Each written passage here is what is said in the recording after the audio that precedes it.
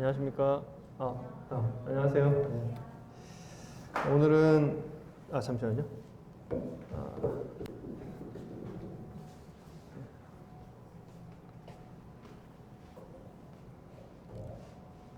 오늘은 말씀의 올바른 분별 3과를 하도록 하겠습니다. 초림과 재림에 대해서 저희가 같이 공부를 좀 해보도록 하겠습니다. 하기 전에 요한계시록 그 말씀을 좀 보도록 하겠습니다. 지금 오늘 또 코로나가 갑자기 또 확산세에 있어서 많은 분들이 지금 이렇게 조심하고 있습니다. 사실 저희도 지금 조심하고 있고요. 굉장히 어려운 시대입니다. 이 코로나가 빨리 진정될 것 같진 않아요. 근데 저는 이게 계시록 말씀을 좀 보면서 참 마음에 생각하는 바가 좀 있었습니다. 그 요한계시록 16장에 보면 16장 8절부터 제가 좀 읽도록 하겠습니다. 8절, 9절 제가 읽을게요. 넷째 천사가 그 대접을 해에 쏟음에 해가 권세를 받아 불로 사람들을 태우니 사람들이 크게 태움에 태워진지라. 이 재앙들을 행하는 권세를 가지신 하나님의 이름을 비방하며 또 회개하지 아니하고 주께 영광을 돌리지 아니하더라. 10절에 또 다섯째 천사가 그 대접을 짐승의 왕자에 쏟으니 그 나라가 곧 어두워지며 사람들이 아파서 자기 혀를 깨물고 아픈 것과 종기로 말미암아 하늘의 하나님을 비방하고 그들의 행위를 회개하지 아니하더라. 사실 이 코로나라는 것은 굉장히 큰 사건이죠. 정말 큰 사건이잖아요. 저희한테 그 경험해보지 못한 큰 충격이고 큰 재앙이거든요. 이거 진짜 옛날 같으면 역병 같은 거죠. 큰 재앙인데 문제는 우리가 이 코로나가 해서 우리가 뭐 대응만 잘하고 거리두기 하고 막 이런 생각들을 하는데 사실 이런 걸로 인해서 야 진짜 주님 오실 때 가까웠구나. 우리가 정말 회개하고 돌이켜야겠구나. 이런 생각들은 사람들이 하질 않습니다. 우리가 계시록을 읽을 때 이런 걸 보면 아니 오늘 읽은 것처럼 이런 하나님이 심판을 하시고 또 이 재앙들을 이렇게 있을 때 사람들이 그걸 보면 이거 뭔가 하나님이 심판이 있구나. 우리가 회개하고 돌이켜보고 있구나. 이렇게 생각을 해야 되는데 이 계시록을 보면 오히려 그런 일이 벌어질 때마다 사람들은 어떻게 반응하냐면 진짜 아파서 자기 혀를 깨물고 아픈 것과 종기로 말미암아서 오히려 하나님을 비방하고 행위를 회개하지 않는, 그리고 하나님 앞에 나가지도 않고 비방하며 영광을 돌리지 않는 이런 일들이 일어나는 것들을 보게 됩니다. 사실 저희가 이런 그 환경 가운데 있을 때 우리는 정말 주님 앞에서 우리 자신을 돌아볼 뿐 아니라 정말 주님 이 마지막 때를 내가 어떻게 살아가야지, 지금 진짜 주님 올 때 가까운 거잖아요. 이런 일들이 전에 잘 있지 않았던 일이거든요. 그래서 우리가 정말 주님 어떻게 우리가 하나님 앞에 나아가야 되고 어떻게 우리가 돌이켜야 되고 어떻게 우리가 복음 전해야 될지를 좀 생각할 수 있는 계기가 됐으면 좋겠습니다. 그러니까 우리가 뭐 거리두기 하는 것도 정말 좋고요. 또 그 방역 수칙을 정말 잘 지키는 게 중요하거든요. 그렇지만 그와 더불어 우리 영적인 상태도 다시 한번 돌이켜보고 또 주님을 기다리고 또 주님 앞에서 준비하는, 주님 오심을 준비하는 우리가 됐으면 합니다. 오늘은 그 초림과 재림에 대해서 아까 말씀드린 것처럼 하도록 하겠습니다. 잠시만요. 이게 혹시 끼었나요, 이거? 네, 요거 끼워져 있어? 근데 왜 안 되네요? 네.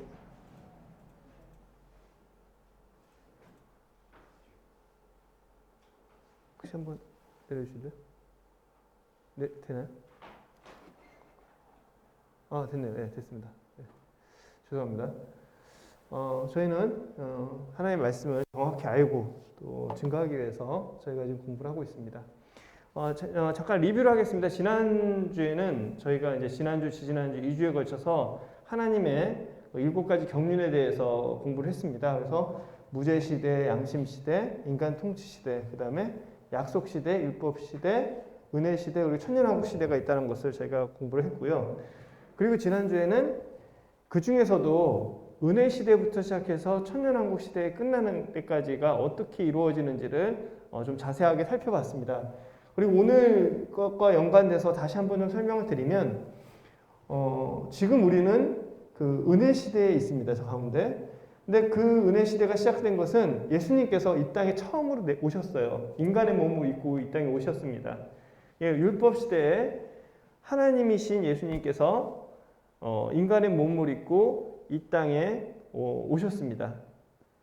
그게 이제 초림이라고 하는 거예요. 성경에 예언이 되어 있습니다. 오늘 배울 초림입니다. 그리고 십자가에서 죽으시고 그 몸을 입으신 채로 부활하셨습니다. 그리고 지금 그 몸을 입으신 채로 하나님 우편에 앉아 계십니다. 그러면서 은혜의 시대가 됐습니다.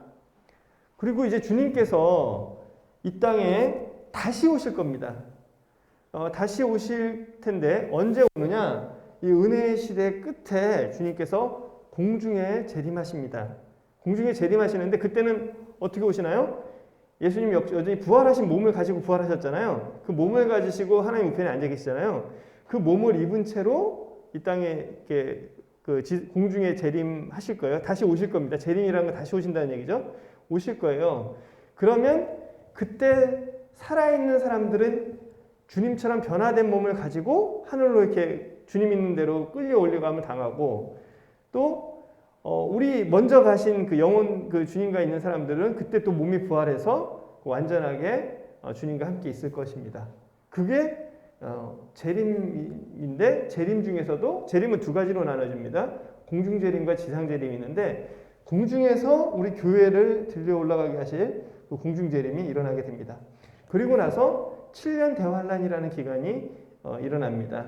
이건 유대인을 위한 천년왕국에 들어가기 위한 어떤 준비 기간인데요. 이때 극심한 혼란이 있고 어려움이 있습니다. 이 끝에 주님께서 다시 이 땅에 내려오셔서 통치하시기 위해서 내려오십니다. 그걸 지상재림이라고 합니다.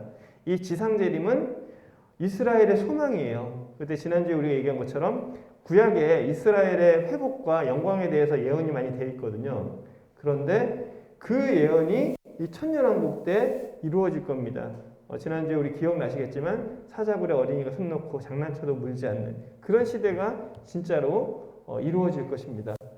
이 천년왕국이 끝나면 그러니까 천년왕국이 시작되기 전에 사단은 무저갱에 이제 갇혀집니다. 근데 천년이 끝나면 어떻게 된다고 그랬죠?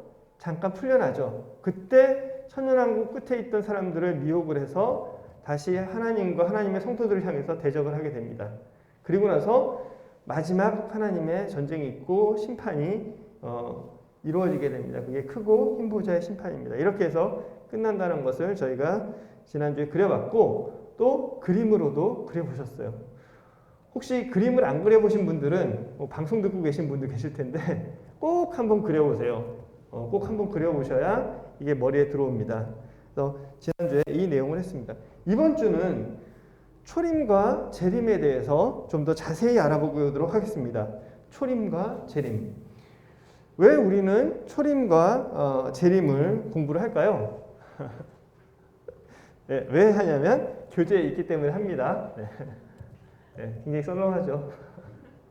네, 초림과 재림에 대해서 우리가 공부를 하는데 이 요한복음 말씀이 있습니다. 너희는 마음에 근심하지 말라. 하나님을 믿으니 또 나를 믿으라. 내 아버지 집에 거할 곳이 많도다. 그렇지 않으면 너희에게 일렀으리라. 내가 너희를 위하여 거처를 예비하러 가노니 가서 너희를 위하여 거처를 예비하면 내가 다시 와서 너희를 내게로 영접하여 나 있는 곳에 너희도 있게 하리라. 요한복음 14장에 예수님께서 이렇게 말씀하셨어요. 그러니까 진짜 그리스도인의 소망은 뭘까요? 우리 그리스도인의 소망은 이 땅에서 뭐 빌딩 갖고 뭐 좋은 차 갖고 이런 것도 소망일 수 있겠죠. 근데 우리의 진짜 소망은 뭐라고요? 주님 다시 만나는 거. 주님이 우리를 부르러 오실 때 정말 기쁨으로 달려가서 주님을 만나는 거. 그게 우리의 진정한 소망입니다. 내가 소망을 어디에 두고 있느냐에 따라서 성도의 삶이 달라집니다. 진짜 내가 하나님께 소망을 두고 사는 사람과 아니 하나님께 소망을 두지 않는 사람은요 정말 생활이 정말 달라져요.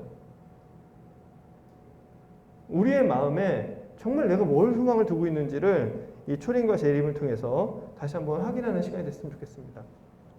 아까 얘기했죠. 우리는 왜 초림과 재림에 대해서 배울까요? 왜냐하면 초림과 재림에 대한 올바른 이해를 갖기 위해서입니다. 그러니까 초림과 재림에 대한 올바른 이해는요, 우리가 올바른 믿음을 가지게 해요. 그리고 이 올바른 믿음은 또 뭘 갖게 할까요? 올바른 소망을 갖게 합니다. 다시 한번 말씀드리지만 올바른 말씀에 대한 이해는 올바른 믿음을 가질 수 있게 만들어요. 그리고 이 올바른 믿음은 올바른 소망을 가지게 만듭니다.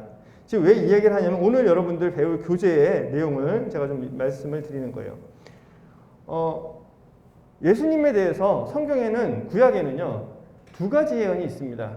그러니까 예수님 메시아가 이 땅에 오시는 것에 대해서 두 가지 서로 상반된 내용의 예언이 있어요. 하나는 어떤 내용이냐면 인간의 몸을 입고 오셔서 고난당할 메시아의 모습이 구약 성경에 예언이 되어 있습니다. 어떤 내용이냐? 이사야서 7장에 보면 그러므로 주께서 친히 징조로 너희에게 주실 것이라 처녀가 잉태하여 아들을 낳을 것이요 그 이름은 임마누엘이라 하리라. 그래서 이사야서 7장에는 사람의 그 처녀에게서 태어나는 분이 메시아가 될 거다라고 예언을 하고 있습니다. 그리고 이사야서 53장에 보면 또 어떤 예언이 있냐면 그는 실로 우리의 질고를 지고 우리의 슬픔을 당하였거늘 우리는 그가 징벌을 받아서 하나님께 받으며 고난을 당한다 하였도다. 그가 찔림은 우리의 허물을 인하며 그가 상함은 우리의 죄악을 인함이라. 그러면서 그가 징계를 받음으로 우리가 평화를 누리고 그가 채찍을 받음으로 우리가 나음을 입었다라는 예언들이 구약에 분명하게 나와 있습니다. 여기 말고도 굉장히 많은 부분들이 예수님께서 몸을 입고 오시고 그리고 이 메시아가 고난을 받아야 될 거다라는 이 내용들이 구약의 예언들이 나와 있어요. 또 하나의 예언은 뭐냐면 왕으로서 또 주권자로서 또 이스라엘의 회복할 자로서 통치자로서 오시는 예언들이 이 구약 성경 곳곳에 나와 있습니다. 그래서 이사야서 같은 이사야서 9장 6장에 보면 이런 말씀이 있어요. 이는 한 아기가 우리에게 낳고 우리에게 주신 바 되었는데 그 어깨는 정사를 메었고 그 이름은 기묘자라 모사라 전능하신 하나님이라 영원하신 아버지라 평강의 왕이라 할 것이요 그의 정사와 평강이 더하여 무궁하며 또 다윗에 위에 앉아서 그 나라를 굳게 세우고 지금 이후 영원토록 공평과 정의로 그것을 보존하실 것이라.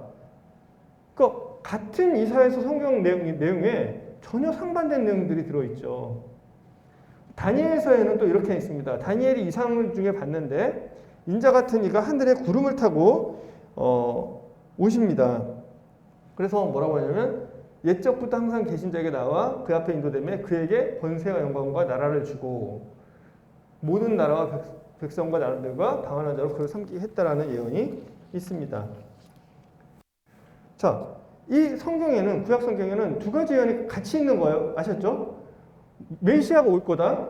그런데 그 메시아가 왕으로도 올 것이다. 그런데 또 하나의 모습은 고난당하는 인간의 모습으로 올 것이다. 우리 죄를 대속하실 것이다라는 내용이 두 개가 전혀 상반된 내용이 그 예언되어 있습니다. 그런데 이스라엘 사람들은 왜 두 가지 예언이 다 있음에도 불구하고 이 초림, 그러니까 인간의 몸으로 오신 예수님을 거부하고 십자가에 못 박았을까요? 아니 이스라엘 사람들이 이 땅에 그 오신다는 그 인간의 몸을 입고 오신다는 그 예언을 알고 있었음에도 불구하고 그 예수님을 거부하고 십자가에 못 박았습니다. 이스라엘 사람들이 예수님께서 그렇게 오신다는 걸 몰랐을까요? 초림하시는 그런 모습들을 몰랐을까요? 이사야서 53장도 모르고 처녀가 잉태해야 몰랐을까요? 왜 그들은 예수님을 거절했을까요? 첫 번째는 그들이 초림과 재림을 제대로 이해하지 못했기 때문입니다. 근데 말씀을 잘 알고 있었어요. 근데 왜 이해를 하지 못했다라고 제가 말씀을 드릴까요? 자, 여러분 잘 아실 거예요. 동방박사들이, 그쵸? 동방박사들이 예수님을 경배하기 위해서 예루살렘까지 그 별을 보고 쫓아왔습니다. 그리고 나서 헤롯 대왕을 만났어요. 왜 왔냐? 그랬더니 여기 메시아가 태어날 것 같아서 왔습니다. 이스라엘의 왕이 태어날 것 같아서 왔습니다. 그 얘기 들으니까 헤롯 대왕은 어떻게 하죠? 대제사장들이랑 서기관들을 막 불렀습니다. 메시아가 어디서 태어나겠니? 그랬더니 어디에서 태어날 겁니다. 다 얘기를 해줬어요. 그렇죠? 그러니까 이스라엘 대제사장들이나 서기관들이나 뭐 이런 사람 바리새인 다들 예수님이 어떤 모습이라고 할 거를 너무나 잘 알고 있었습니다. 그런데도 그들은 예수님을 십자가에 못 박았어요. 심지어 그들은 예수님께서 그 예루살렘 성에 입성하실 때 있잖아요. 나귀 타고 입성하시잖아요. 겸손. 그것도 예언에 그대로 있거든요. 그걸 그대로 성취되고 들어가면서 막 환호까지 했었어요. 그런데 그 입성하시고 나서 그들은 예수님을 십자가에 못 박아 죽입니다. 왜 그랬느냐? 그들이 완악했기 때문입니다. 근데 그 완악하다는 내용이 어떤 내용일까요? 어떤 내용이냐면 예수님은 초림의 예언을 그대로 성취하셔서 오신 메시아였어요. 그런데 문제가 있었습니다. 예수님은 어떤 메시아였냐면 그들이 원하던 메시아가 아니었어요.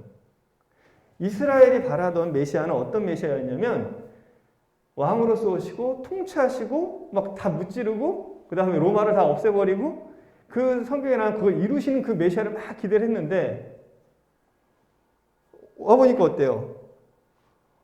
그런 메시아가 아니었던 거예요. 그러니까 실망을 해서 예수님을 십자가에 못 박았습니다. 그러면 이상하잖아요. 아니 예언에 그렇게 돼 있는데 그러면 그 예언은 그 뭐냐? 그렇지 않습니까? 두 개 다 있는데. 근데 이 사람들은 구약에 대한 예언을 어떻게 얘기를 그 예수님의 그 초림에서 그 고난받고 그 다음에 우리의 죄를 대속하게 오신 그런 부분들 있잖아요. 그가 찔림은 우리의 허물을 인하며 이런 것들을 문자 그대로 보는 게 아니라 어떻게 보냐면 영해를 해요. 영해를. 영해라는 건 뭐냐면 영적으로 해석을 해요. 영적으로 해석을 하면 좋은 점이 뭐냐? 다 갖다 붙일 수 있습니다. 다 갖다 붙일 수 있어요. 그래서 영적으로 해석하고 그거는 메시아가 오는데 그 부분은 그냥 그 예수님의 어떤 메시아의 그 우리를 대속하는 그 인품을 설명하는 거고 뭐 이런 식으로 다 영해를 하고 문자 그대로 믿질 않습니다. 여러분 우리가 이 말씀의 올바른 분별 공부를 하면서 처음에 제가 여러분들께 드렸던 말씀이 있죠. 뭐냐면 우리는 성경을 어떻게 믿는다? 문자 그대로 믿습니다. 다시 한번 말씀드리지만 그거는 뭐 문학적인 표현이라든지 뭐 문학의 장르라든지 이런 걸 무시하는 게 아니에요.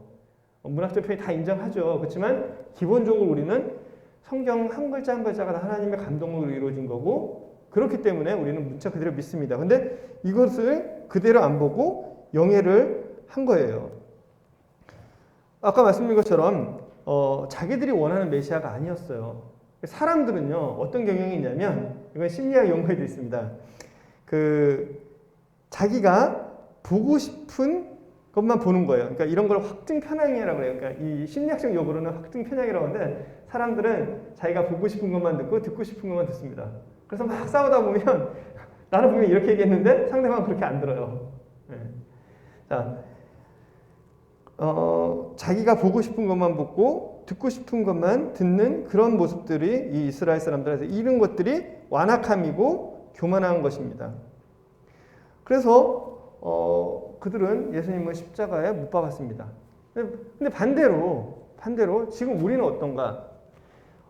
기독교계를 말씀을 드릴게요. 기독교계. 주님이 이 땅에 인간의 몸을 입고 고난받으시는 그런 초림의 모습은 문자 그대로 다 이루어졌잖아요. 그렇죠? 예수님의 재림도 그러면 어떨까요? 문자 그대로 이루어질까요? 이루어지지 않을까요? 여러분 우리는 다 그렇게 문자 그대로 이루어진다고 믿죠. 그렇게 믿거든요. 그런데 일반 기독교인들은 그렇지 않아요. 일반 기독교인들은 예수님께서 다시 오신다라는 그거를 얘기를 하고 그걸 기다린다라고 하면 약간 광신도 취급을 합니다. 우리 휴가 될 거고, 그죠? 우리는 휴거가 될 거고 지금 우리는 지금 이걸 배우지만 휴거가 될 거라고 말 같은 소리를 해야지. 그리고 천년왕국이 이루어질 거야. 어떻게 그 천년왕국이 이루어져? 뭐 사자고래 독사 그런 건 하나의 비유지. 그래서 이 사람들은 그럼 그건 뭐지? 라고 하면 이 사람들은 그걸 영예를 합니다. 그래서 어떻게 하느냐? 이따가 우리가 배울 텐데 뭐 그것은 천년왕국은 복음이 끝까지 다 전해지면 그게 천년왕국이야. 그럼 주님 다시 오시는 거는 우리가 열심히 기도하고 막 부흥회 갔을 때 했을 때 성령님이 내게 임하잖아. 그게 예수님이 나한테 재림하신 거야. 이런 식으로 설명을 하게 돼요. 소망이 완전히 달라지게 되는 거죠. 지금 일반 교계에 대해서 얘기를 드렸는데 저는 아까 다시 한번 좀 여쭤보고 싶은 게 여러분들께 물어보고 싶은 게 있어요. 정말 나는 주님 다시 오시는 것들에 대한 소망을 가지고 살아가고 있습니까? 이스라엘 사람들이 정말 그 예수님이 메시아인데도 불구하고 그를 못 박아 죽였잖아요. 왜? 자기가 원하는 메시아가 아니었기 때문에. 근데 우리는 주님 다시 오시는 그 주님에 대한 소망을 우리가 정말로 갖고 살아가고 있습니까? 정말 그런 소망을 갖고 믿고 살아가고 있다면 우리의 삶이 달라질 거예요. 오늘 이 교재에서는 그 부분들에 대해서 강력하게 이야기를 하고 있습니다.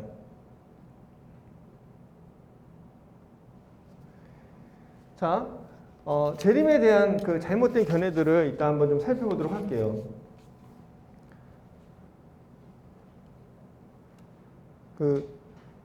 이제 여러분들 교재 보시면 그 재림에 대한 잘못된 견해들이 나옵니다. 첫 번째는 뭐냐면 예수님께서 영적으로 오셨다라는 얘기를 해요. 영적으로. 그러니까 예수님께서 다시 오실 때 어떻게 오신다? 영적으로 오신다. 그러니까 우리는 제가 아까 설명을 드렸으니까 여러분들의 머릿속에 남아있을 거예요. 예수님이 오실 때 어떻게 오신다고요? 우리는 부활된 변화된 몸을 입고 예수님이 오실 거라고 생각을 하잖아요. 근데 대다수의 사람들은 어떻게 생각한다고요? 영적으로 오신다고 생각을 해요. 예수님이 영적으로 오신다라고 하면 문제가 발생을 합니다. 여러분 조금 어렵나요? 좀 쉽게 말씀을 드릴게요. 예수님께서 몸을 입고 오세요. 그러니까 보세요. 예수님께서 원래 몸을 가지셨던 분이세요? 가지지 않으셨던 분이세요? 몸이 없으셨던 분이시잖아요. 근데 그분이 이 땅에 오셨어요. 이 땅에 오셔서 사람의 아들로 태어나셨잖아요. 그럼 그분이 몸이 있으세요? 없어요? 몸이 있죠. 근데 그분이 부활하실 때 어떻게 하셨어요? 그 몸을 없애셨나요? 그 몸을 입은 채로 부활하셨어요. 그리고 예수님께서는 지금 하나님 우편에 앉아 계시잖아요. 그럼 그 지금 앉아 계실 때도 몸을 가지고 계실까요? 안 가지고 계실까요? 가지고 계시죠. 물론 그 몸은 우리가 생각하는 몸이랑 다를 거예요. 무소부재하신 몸이시고 진짜 그 하나님의 몸이시니까 우리도 이제 그렇게 변화되겠죠. 자, 그리고 예수님께서 그 몸을 가지신 채로 이 땅에 재림하실 겁니다. 자, 이해 다 되셨죠? 근데 많은 사람들은 영으로 오셨다고 그래요. 근데 여기서부터 많은 이단들이 생깁니다. 어떤 경우는 사람들이 많이 이렇게 다른 신들도 그리스의 신들이나 많은 신들이 어떠냐면 사람 몸에 들어왔다가 나왔다가 들어갔다 나왔다 하죠. 여러분 그리스 로마 신화 보셨나요? 사람의 모습으로 왔다가 그 버리고 다시 올라오고 그래요. 그렇지만 사람의 몸을 입고 영원히 있는 신은 아무도 없어요.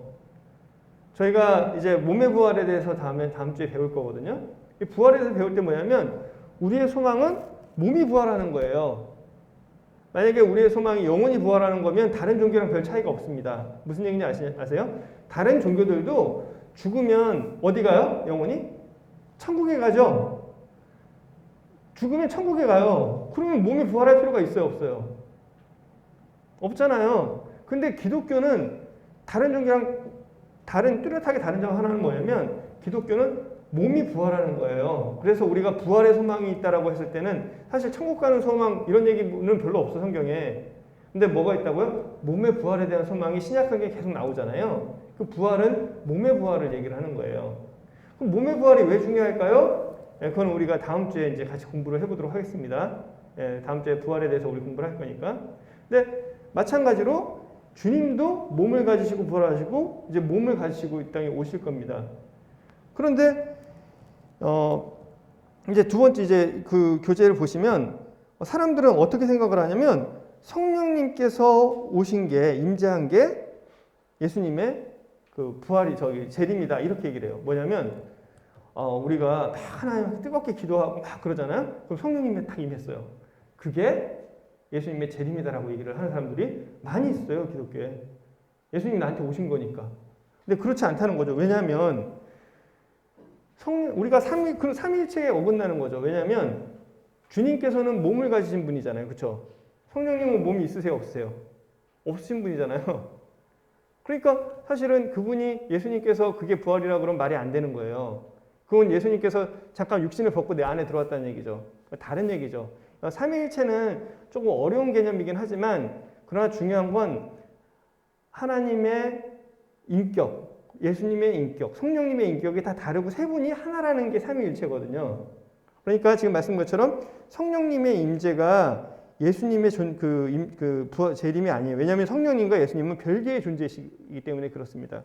그리고 제가 막 기도를 열심히 하고 막 이럴 때 성령님께서 내게 임했어요.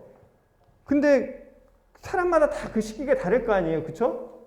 그런데 예수님께서 성경에 예언하기를 재림할 때 어떤 일들이 일어난다라고 다 나와 예언되어 있거든요. 근데 그런 예언이 이루어졌나요? 안 이루어졌나요? 안 이루어진 거잖아요. 자, 제가 잠깐 한 가지 참고로 말씀드리면 사람들이 이렇게 생각을 해요. 예수님께서 몸을 가지고 영원히 사신다고? 야, 그거 굉장히 불편하시겠는데? 그게 이해가 돼?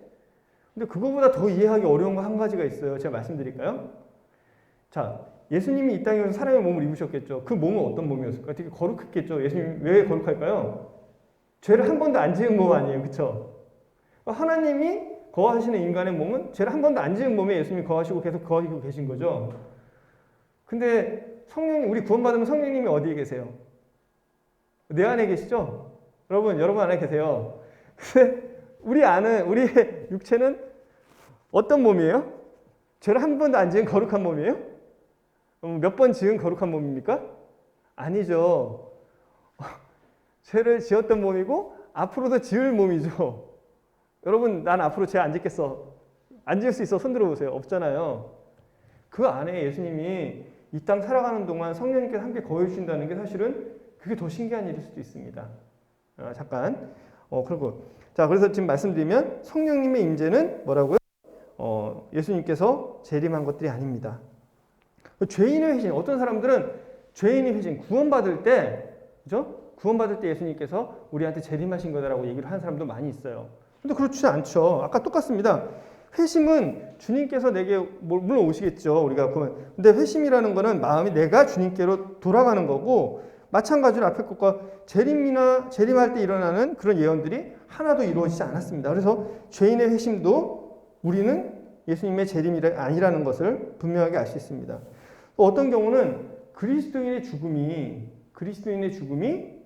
예수님의 재림이다. 왜? 주님 만나기 때문에. 근데 성경에는 뭐냐면 떠난다라고 표현되어 있어요. 성도가 죽을 때는. 주님께서 재림하는 게 아니라 우리가 주님께로 가는 거죠. 마찬가지로 이 부분들도 성경의 그런 예언들이 성취된 게 아닙니다.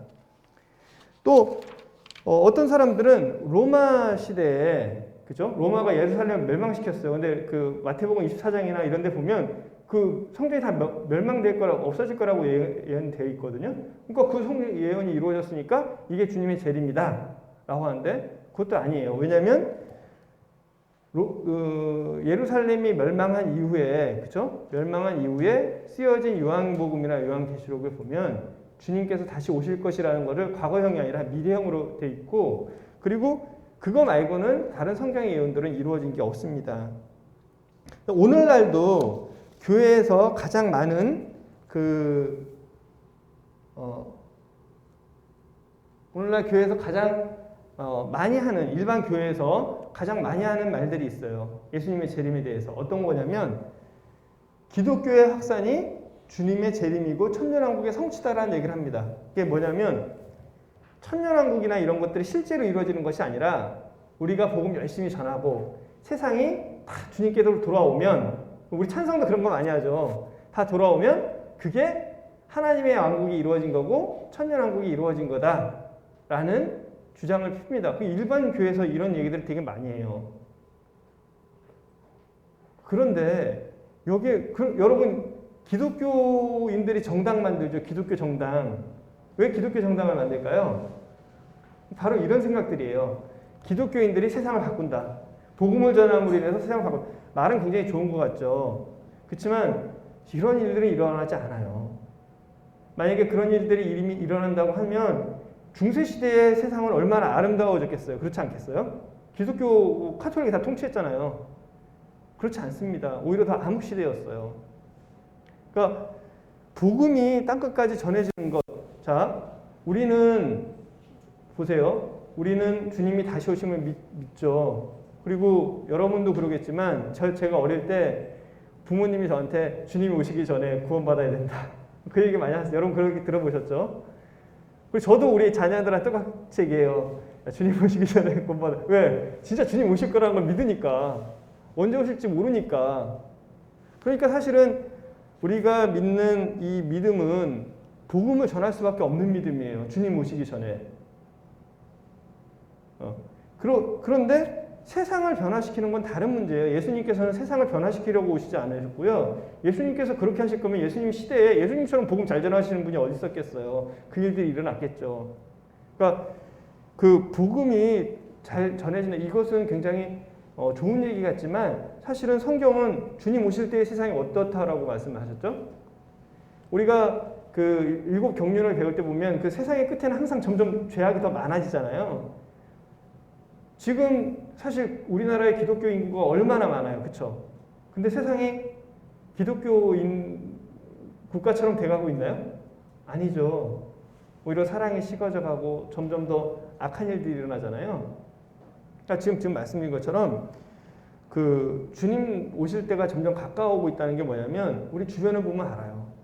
우리가 아무리 복음을 전해도 듣지 않고 아무리 우리가 하나님 말씀 중에도 관심을 갖지 않는 그리고 세상은 어때요? 점점 더 음란해지고 동성연애나 뭐 말할 수 없는 그런 범죄들이 일어나잖아요. 그러니까 일반 교회에서 말하는 그런 부분들은 사실은 왜 그런 얘기를 하느냐? 말씀을 그대로 믿지 않기 때문에 그 부분을 영위하고 왜곡하고 오해를 하기 때문에 그렇습니다. 근데 우리는 어때야 된다고요? 우리는 그렇지 않다는 겁니다. 우리는 말씀이 있는 그대로 믿고 정말 주님 구약 시대에 예언한 것처럼 주님이 초림의 예언을 완전히 성취하셨다면 다시 오시는 주님도 완전한 예언을 성취하셔서 그 말씀 그대로 오실 거다. 우리는 그것을 믿을 거다. 그것이 우리의 소망이다. 라는 것을 오늘 함께 공부를 했습니다. 그래서 분반 시간에 같이 그런 것들을 좀 교제하시고 나누면 될 것 같습니다. 기도하고 마치겠습니다. 하나님,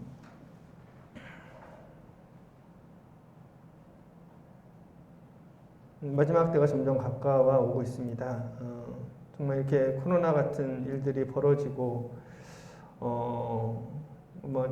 재앙들이 이렇게 주변에서 일어나는데 사람들은 하나님을 찾거나 하나님께 돌아오는 것이 아니라 이럴 때일수록 더 하나님을 비방하고 또 기독교를 미워하며 또 그 마음이 식어지고 죄를 짓는 데 향해 달려가고 있는 것을 보게 됩니다. 주님, 저희는 이 시대에 정말 정신을 차리고 또 깨어 있어서 우리의 소망이신 주님을 굳게 붙잡고 다시 오실 주님을 향해서 소망을 가지고 살아갈 수 있도록 도와주시기 원합니다.